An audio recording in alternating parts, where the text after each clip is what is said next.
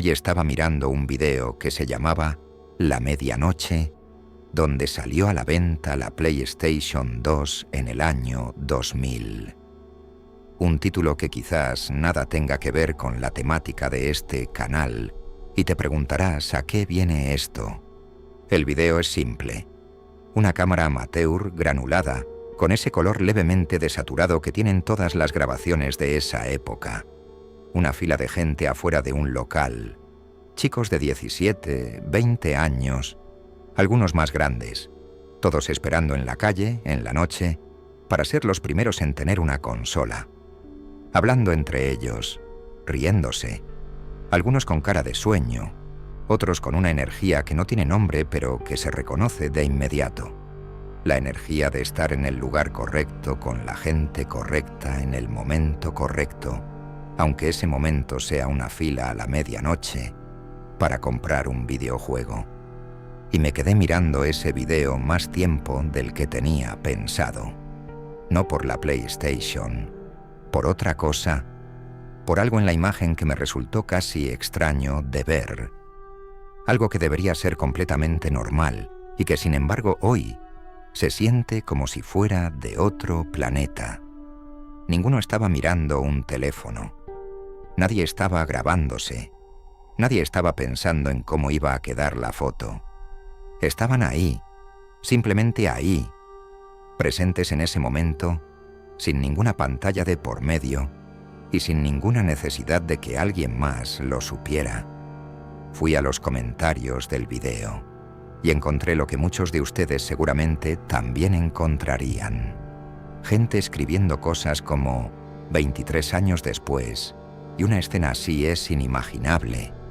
O este video parece de otro universo comparado con hoy. Se ve tan tranquilo y tan genuino. Palabras que resumen una época entera. Una época que se fue y que muchos extrañan sin poder explicar del todo por qué. Este video es sobre eso, sobre lo que se fue, sobre la época en que existíamos sin necesitar que nadie lo confirmara. Hay algo en ese video que es difícil de articular, pero que se siente de inmediato. Y no es solo la nostalgia por la juventud o por una época más simple. Es algo más específico. Es la imagen de personas que están completamente dentro de su experiencia, sin distancia, sin la capa de mediación que hoy se interpone entre cualquier momento vivido y la necesidad de registrarlo, publicarlo, mostrarlo. Esos chicos en la fila no estaban pensando en cómo iba a quedar el recuerdo. Estaban teniendo el recuerdo, directamente, sin edición previa. Eso hoy es extraordinariamente raro. Y el hecho de que sea raro dice algo sobre lo que cambiamos, sobre lo que se instaló en los últimos 20 años, tan gradualmente que la mayoría no vio el momento exacto en que ocurrió. El momento en que empezamos a necesitar testigos para sentirnos reales. Pensá en cuántas veces viviste algo, un viaje, una comida, un momento con alguien, y en algún punto de ese algo apareció el impulso de sacar el teléfono, de capturar, de documentar, y no para volver a verlo después, que raramente lo hacemos, sino para mostrarlo, para que alguien más lo vea, para que quede registrado en algún lado fuera de tu propia memoria. Eso no existía en el año 2000, no porque la gente fuera mejor, sino porque la infraestructura para eso no existía. No había a dónde subir la foto, no había audiencia esperando, no había plataforma que le diera un número a la experiencia, que la midiera en likes, que te dijera cuántas personas la validaron. Y sin esa infraestructura, la experiencia era simplemente la experiencia. Ocurría, se vivía, se guardaba en la memoria y listo, sin el paso intermedio de la publicación, sin la espera de la respuesta, sin el número que te decía si valió la pena o no. Guy Debord, filósofo francés que escribió en los años 60 sobre lo que llamó la sociedad del espectáculo, describió algo que en su época apenas empezaba y que hoy llegó a una escala que él no hubiera podido imaginar. La idea de que en las sociedades modernas la experiencia vivida fue reemplazada progresivamente por su representación, que lo que importa no es lo que ocurre, sino la imagen de lo que ocurre, que vivir se convirtió en aparecer. Debord lo escribió antes de Internet, antes de las redes sociales, antes del smartphone. Lo que describió como tendencia en los 60 es hoy la condición por defecto de la existencia para cientos de millones de personas. Y lo que se perdió en ese proceso es exactamente lo que se ve en ese video granulado de la PlayStation 2. La presencia sin mediación, la experiencia sin audiencia, el momento que existe para el que lo vive y no para el que lo mira. La necesidad de validación no es nueva, no es una invención del Instagram. Es tan humana y tan antigua como la especie. Somos animales sociales. Necesitamos a los otros. Necesitamos ser vistos, reconocidos, confirmados en nuestra existencia por quienes nos rodean. Eso es parte de cómo funciona la psicología humana desde siempre. El problema no es la necesidad. El problema es la escala y la velocidad, y la manera en que esa necesidad que antes se satisfacía en contextos limitados y reales fue trasladada a una plataforma que la amplifica hasta hacerla irreconocible. Antes, la validación venía de un círculo pequeño y concreto. Tu familia, tus amigos, tu comunidad, gente que te conocía, que sabía quién eras más allá de lo que mostrabas, que te veía en los momentos buenos y en los malos, que tenía contexto para interpretar lo que eras. Esa validación tenía peso porque venía de personas reales con conocimiento real de quién eras. Cuando tu viejo te decía que estaba orgulloso, eso significaba algo porque él te conocía. Cuando tu amigo te decía que la habías roto, eso significaba algo porque él sabía de dónde venías. Lo que las redes sociales hicieron fue reemplazar esa validación contextual y significativa por otra cosa completamente diferente. La validación de extraños. La validación de personas que no te conocen, que ven la versión editada de vos que elegiste mostrar y que apretan un botón en respuesta a esa versión editada. Y ese botón tiene el mismo nombre que lo que antes era una cosa completamente diferente. Like, me gusta, aprobación. Pero no es lo mismo. No puede ser lo mismo. Porque viene de gente que no te conoce, sobre una versión de vos que no es completa, en respuesta a un momento que seleccionaste específicamente por su potencial de ser validado. Y sin embargo el cerebro responde a ese like con una descarga de dopamina que es sorprendentemente similar a la que produce la validación real. El cerebro no distingue tan bien como quisiéramos entre el reconocimiento genuino y el número en una pantalla. Y eso es la trampa. Eso es lo que generó la dependencia. Erikson, el psicólogo que estudió el desarrollo de la identidad a lo largo de la vida, describía la adolescencia como el periodo en que la persona construye su sentido de identidad en parte a través del reflejo que recibe de los otros. Es normal y necesario en la adolescencia depender de la mirada ajena para ir descubriendo quién sos. El problema es cuando ese mecanismo adolescente no se supera. Cuando en la adultez seguís necesitando el reflejo constante del exterior para saber si lo que sos vale algo. Y lo que las redes sociales hicieron fue crear un entorno que mantiene a personas de todas las edades en ese estado adolescente de dependencia del reflejo ajeno. Permanentemente, sin la posibilidad de salir de eso porque el entorno está diseñado para que no salgas. Hay una cosa concreta que se pierde cuando el momento empieza a vivirse en función de su potencial para ser mostrado. Se pierde el momento. No metafóricamente, literalmente. Cuando estás en un recital y estás grabando con el teléfono, No estás en el recital. Estás documentando el recital. Son dos experiencias completamente diferentes, y la segunda es infinitamente más pobre que la primera. La primera es inmersiva, sensorial, presente.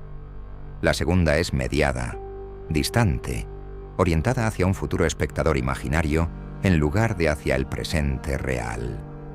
Y esto se extendió más allá de los momentos obvios como los recitales o los viajes. Se metió en la cotidianeidad, en la comida que se fotografía antes de comer, en el libro que se muestra antes de leer, en el gym que se registra antes de entrenar, en el pensamiento que se convierte en tweet antes de terminar de pensarse. Hay una frase que se le atribuye a varios y que dice algo así: si un árbol cae en el bosque y nadie lo escucha, ¿hace ruido? La versión contemporánea de esa pregunta es esta: si viviste algo y no lo subiste, ¿lo viviste? Y la respuesta que el entorno digital entrenó en millones de personas es que no del todo, que la experiencia no validada es una experiencia incompleta, que necesita el testigo externo para cerrarse, para ser real. Eso es una distorsión profunda de lo que significa existir, y tiene consecuencias que van mucho más allá de perder el disfrute de un recital. Tiene consecuencias en la identidad. Porque cuando construís quién sos en función de lo que mostrás y de cómo eso es recibido, la identidad queda a merced de factores que no controlás. Un día te va bien, muchos likes, la identidad se infla. Un día te va mal, poco engagement, la identidad se desinfla. Y en ese vaivén constante no hay un suelo firme. No hay un vos que exista independientemente de cómo te miren. Sartre lo describía como vivir en la mirada del otro, como el infierno que es necesitar que el otro te defina, como la pérdida de la libertad que viene de hacer depender tu sentido de vos mismo de una fuente externa que no controlas. Y tiene consecuencias en las relaciones, porque cuando estás con alguien y parte de tu atención está en el teléfono, en lo que está pasando en la pantalla, en la respuesta que llegó o que no llegó, no estás del todo con esa persona. Y esa persona lo siente, aunque no lo diga. Hay una presencia parcial que se volvió tan normal que ya casi no se nota, pero que tiene un costo en la profundidad de los vínculos que se va acumulando. Hay algo en los comentarios de ese video de la PlayStation 2 que vale la pena detenerse. Alguien escribe: se ve tan tranquilo y tan genuino. Genuino. Esa palabra, que aparezca en un comentario sobre un video de gente haciendo una fila para comprar una consola, dice algo sobre lo que extrañamos. No extrañamos la PlayStation, extrañamos la genuinidad, la sensación de que lo que estás viendo es real, que no fue curado, ni editado, ni pensado para una audiencia, que esas personas estaban ahí porque querían estar ahí, no porque quedaba bien en el feed. La autenticidad se volvió un bien escaso, y paradójicamente, mientras más escasa se volvió, más se convirtió en una performance. Hoy hay toda una estética de lo auténtico que es tan construida como cualquier otra. El filtro que simula no tener filtro. La foto sin editar que tardó 20 intentos en quedar bien. La vulnerabilidad estratégicamente mostrada en el momento correcto para generar engagement. La espontaneidad planificada.